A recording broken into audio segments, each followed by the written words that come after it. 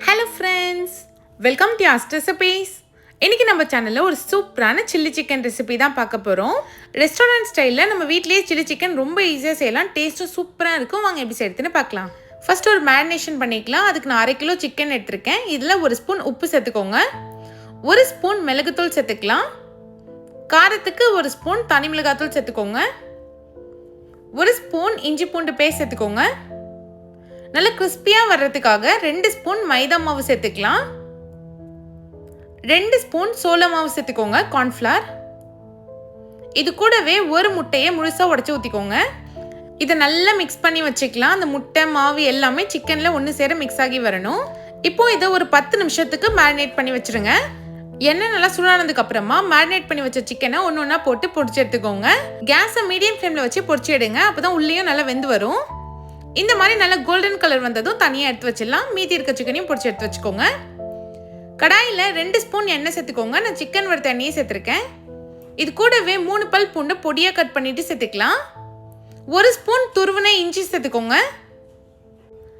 2 பச்சை மிளகாவை கீறிட்டு சேர்த்துக்கோங்க. இப்போ இதை நல்லா வதக்கிக்கலாம். அந்த இஞ்சி பூண்டு வந்து நல்லா கலர் சேஞ்ச் ஆகி பச்சை வாசனை போகணும். அந்த மாதிரி வதக்கி எடுத்துக்கோங்க. இது கூடவே ஒரு வெங்காயத்தை இந்த மாதிரி கியூபாக கட் பண்ணி சேர்த்துக்கோங்க. 1/2 குடமிளகாவை கட் பண்ணி வச்சுருக்கேன். அதையும் சேர்த்துக்கலாம். இப்போ இது ஒரு நிமிஷத்துக்கு வதக்கி எடுத்துக்கோங்க. அந்த வெங்காயமும் குடமிளகாவும் கொஞ்சம் நல்லா வதங்கட்டும்.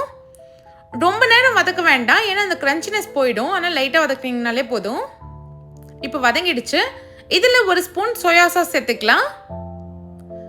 2 ஸ்பூன் ரெட் சில்லி சாஸ் சேர்த்துக்கோங்க. 2 ஸ்பூன் டொமேட்டோ சாஸ் சேர்த்துக்கலாம். இது கூடவே கொஞ்சமாக உப்பு சேர்த்துக்கோங்க. நான் ஒரு 1/2 ஸ்பூன் உப்பு சேர்த்துருக்கேன். இப்போ கலருக்காக 1 ஸ்பூன் காஷ்மீரி சில்லி பவுடர் சேர்த்துக்கோங்க. கடைகள்லாம் ஃபுட் கலர் சேர்ப்பாங்க. நம்ம காஷ்மீரி சில்லி பவுடர் சேர்த்தனாலே நமக்கு நார்மலாக கலர் வந்துடும். 1/2 ஸ்பூன் மிளகுத்தூள் சேர்த்து நல்லா மிக்ஸ் பண்ணி விட்டுடலாம். அந்த சாஸோட வெங்காயம் அந்த குடமிளகாலாம் ஒன்று சேர மிக்ஸ் ஆகி வரணும். இதுலேயே 1 ஸ்பூன் வினிகர் இல்லைன்னா லெமன் ஜூஸ் சேர்த்துக்கோங்க. நான் வந்து லெமன் ஜூஸ் தான் சேர்த்துருக்கேன். சேர்த்துட்டு அதையும் நல்லா கலந்து விட்டுக்கோங்க.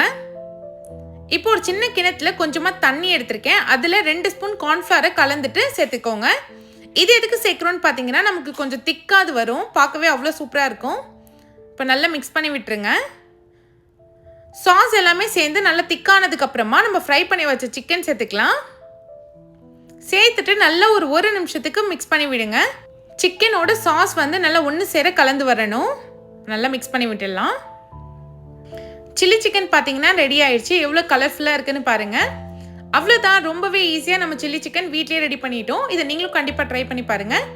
இந்த வீடியோ பிடிச்சிருந்தா யாஸ் ரெசிபீஸ் சேனலை சப்ஸ்கிரைப் பண்ணிவிடுங்க. தேங்க்ஸ் ஃபார் வாட்சிங்.